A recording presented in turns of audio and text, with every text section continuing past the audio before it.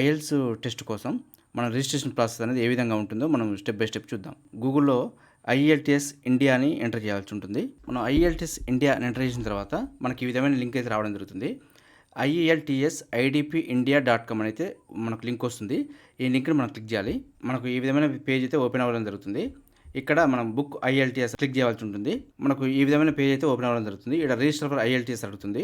ఇక్కడ select test అడుగుతుంది.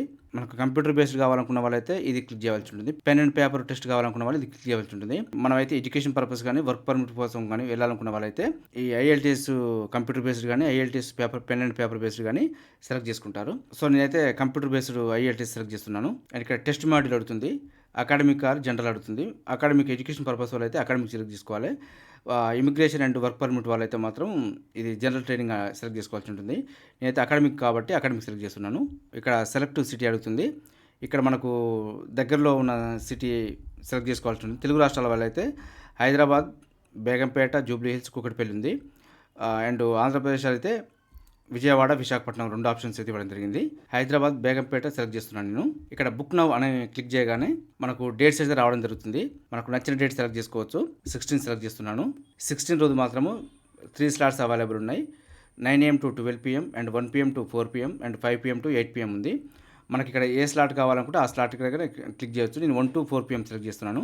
Exam fee మాత్రం 16,250 రూపీస్. ఒకసారి చెక్ చేసుకోవాలి. 16th June 2000 academic computer delivery test and price వచ్చి మాత్రం 16,250 రూపీస్. మనం ఇక్కడ బుక్ నవ్ అనగానే మనకు ఈ విధమైన పేజ్ ఓపెన్ అవుతుంది.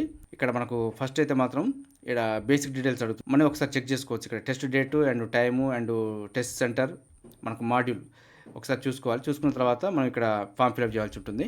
ఇక్కడ టైటిల్ అడుగుతుంది. ఎవరికి టైటిల్ సంబంధించి వాళ్ళు సెలెక్ట్ చేసుకోవాల్సి ఉంటుంది. అండ్ ఫస్ట్ నేమ్ ఇవ్వాల్సి ఉంటుంది.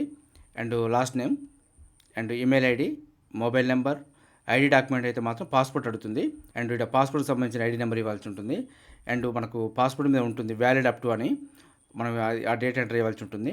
And date of birth enter చేయవలసి ఉంటుంది. ఇక్కడ చివరిగా ఐ కన్ఫర్మ్ అని చెప్పి ఇక్కడ మనం టిక్ చేయవలసి ఉంటుంది. ఇది టిక్ చేసిన తర్వాత మాత్రమే మనకు ప్రొసీజర్ స్టెప్ అవుతుంది. ఇక్కడ ఇదంతా ఫిల్ చేసిన తర్వాత మనం ప్రొసీడ్ అనగానే నెక్స్ట్ పేజ్ ఓపెన్ అవుతుంది. ప్రొసీడ్ అయిన తర్వాత రిజిస్ట్రేషన్ డీటెయిల్స్ అయితే అడగడం జరుగుతుంది.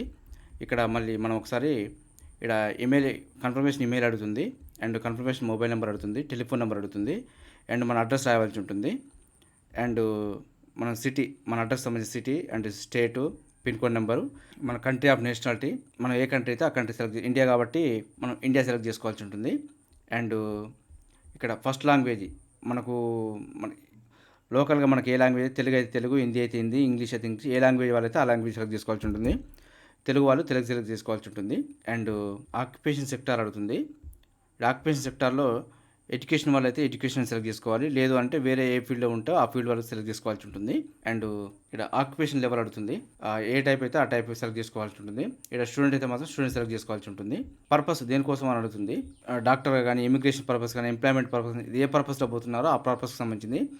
చాలా వరకు అయితే higher education and extended course 3 months or more, అంటే 3 months ఆర్ మోర్ దానికంటే ఎక్కువ హైయర్ ఎడ్యుకేషన్ కోసం పోతుంటారు కాబట్టి ఇది సెలెక్ట్ చేసుకోవాల్సి ఉంటుంది.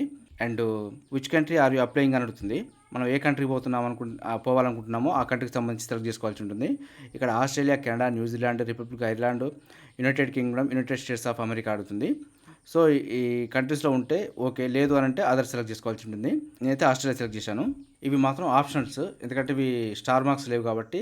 What level of education have completed, మీరు ఏ లెవెల్లో అంటే డిగ్రీ అయిపోయిన వాళ్ళైతే degree or degree equivalent, and post grad complete అయితే post grad completed. Second 10+2 complete అయ్యి ఉంటే మాత్రం ఈ 16 to 19 years. 10th క్లాస్ వరకు కంప్లీట్ అయ్యి ఉంటే మాత్రం ఈ సెలెక్ట్ చేసుకోవాల్సి ఉంటుంది. డిగ్రీ అయిపోయిన పీజీ కోసం వెళ్ళడం జరుగుతుంది కాబట్టి డిగ్రీ అయిపోయిన వాళ్ళైతే మాత్రం డిగ్రీ ఆర్ ఈక్వలెంట్ కంప్లీట్ అని చెప్పి సెలెక్ట్ చేసుకోవాల్సి ఉంటుంది. How many years have been studying in English అడుగుతుంది. మనం ఇక్కడ ఎన్ని సంవత్సరాల నుంచి మీరు ఇంగ్లీష్ చదివి ఉన్నారో అడుగుతుంది.